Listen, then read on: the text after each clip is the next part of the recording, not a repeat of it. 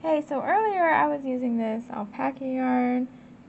I don't work with it often. I work with it every now and then.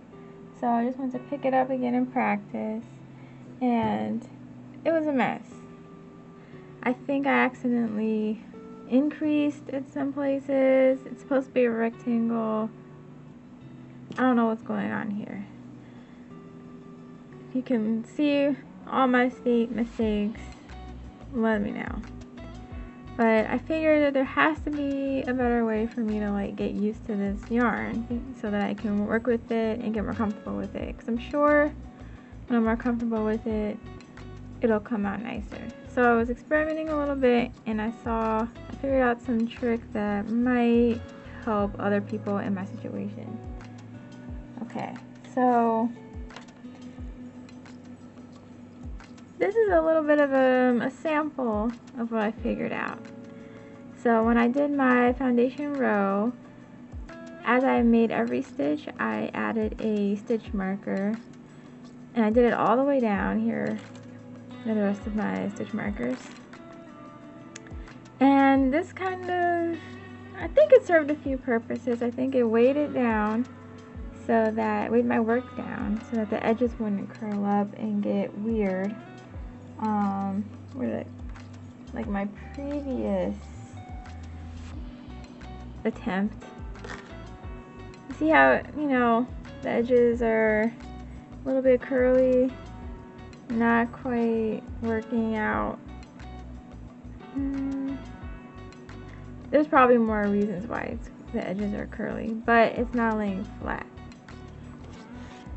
And this helped me discern one stitch from another, because all of this hair, all of this fur blocks my view, and I can't really tell where my hook is going, which is why I think I accidentally increased in wherever. I can't even tell.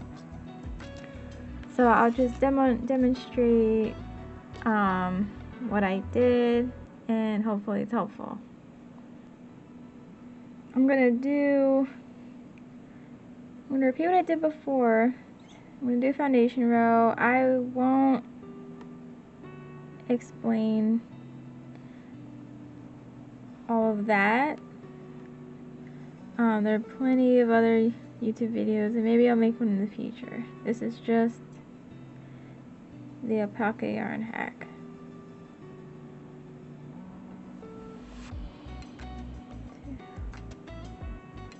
Okay, so especially because I'm new at foundation chains. Okay, that's one, and then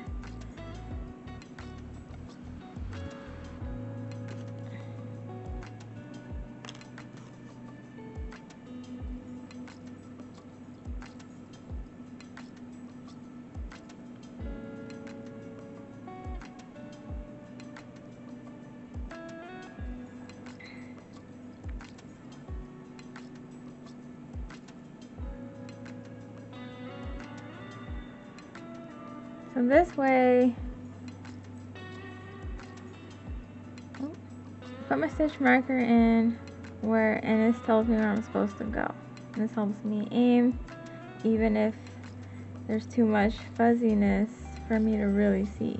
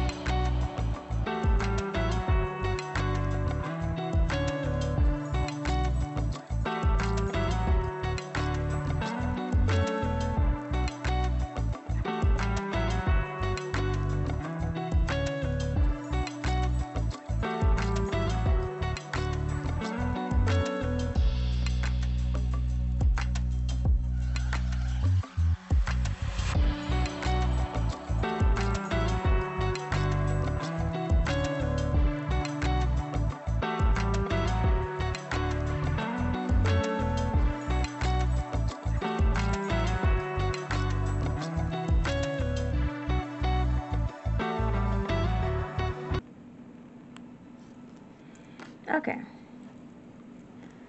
So I'm all done. I got my 14. And now I'm going to chain 1 and I'm going to start half double crocheting. And this is going to be really straightforward as to where I put my hook.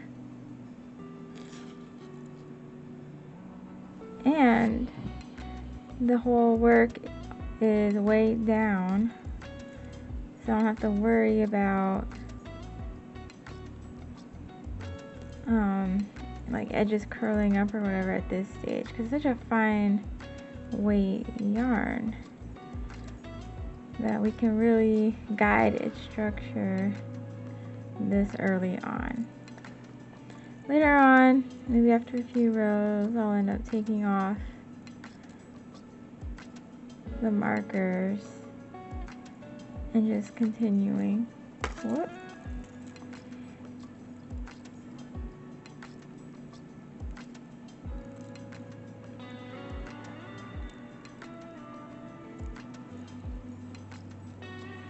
But by then, the structure will already, it will remember the structure,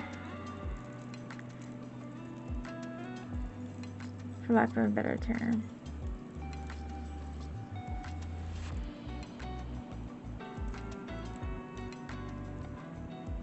And if this does cause any weird gaps, you can always just fluff them back out and then it'll look normal. And this is just in your beginner phase of working with this kind of yarn.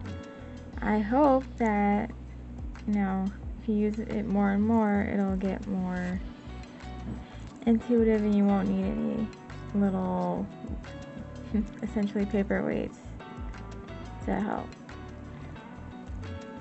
But this is just for a beginner, because for me it was just impossible to use without these.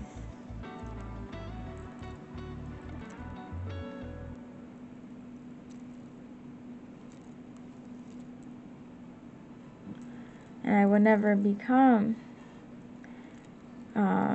comfortable with it if I didn't have a little help in the early stages. It's just like training wheels. Like, yeah, it'd be good if I could ride a bike right away, but I can't. So give me the training wheels first, and then I'll get there.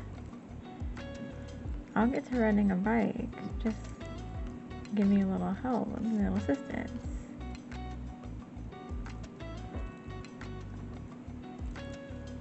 See how like smooth this is going? Like, this would never, I would never get to this point.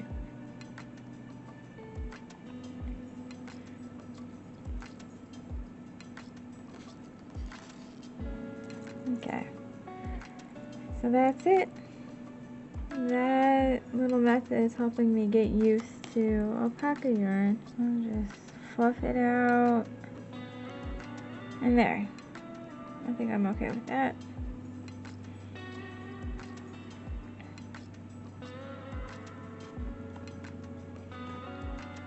So there I have you know, I have a rectangle. You can tell it's a rectangle. You can tell it's 2 rows. This was before. I don't know what it is.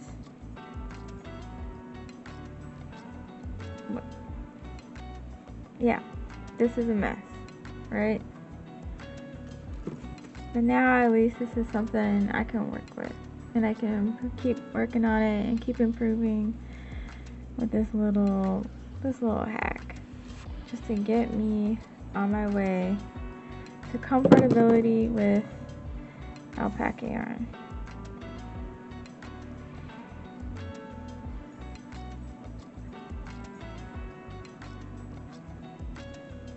And now I don't have them. I'm crocheting. The ends aren't curling up. The work is not twisting. It's working very nice.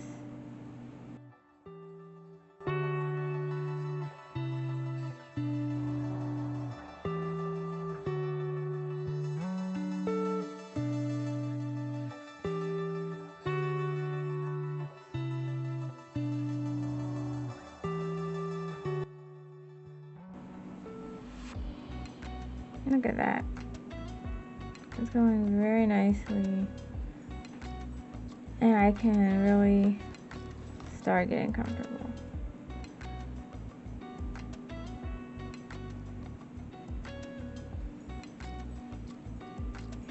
And soon I'll move on to smaller and smaller hooks, which will be more and more complicated. So here you go. Look at that. Just that one thing took me from this to this and this. Let me know what you think.